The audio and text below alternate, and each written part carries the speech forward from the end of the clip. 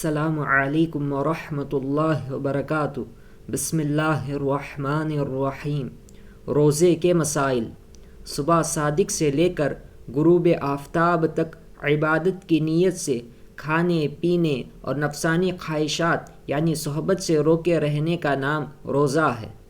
عربی زبان میں روزہ رکھنے کو صوم اور روزہ کھولنے کو افطار کہتے ہیں۔ روزے کی فضیلت۔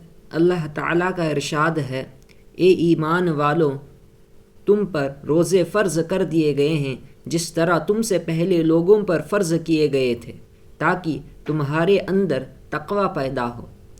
حدیث شریف میں ہے کہ حضور اقدس صلی اللہ علیہ وسلم نے ارشاد فرمایا، آدمی کے ہر اچھے اعمال کا ثواب 10 گنا سے 700 گنا تک بڑھا دیا جاتا ہے سوائے روزے کے۔ اس کے بارے میں اللہ تعالیٰ ارشاد فرماتے ہیں کہ وہ بندے کے طرف سے خاص میرے لیے ایک تحفہ ہے اور میں ہی اپنی مرضی کے مطابق اس کا انعام و ثواب دوں گا۔ میرا بندہ میری رضا کے واسطے اپنے خواہش نفس اور اپنا کھانا پینا چھوڑ دیتا ہے۔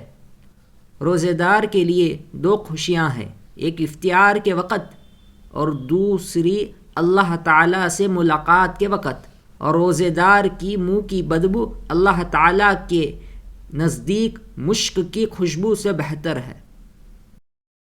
رسول اکرم صلی اللہ علیہ وسلم نے ارشاد فرمایا، جو آدمی شرعی عذر اور بیماری کے بغیر رمضان کا ایک روزہ بھی چھوڑ دے پھر وہ اس کے جگہ عمر بھر بھی روزہ رکھے تو جو چیز فوت ہو گئی وہ پوری ادا نہیں ہو سکتی۔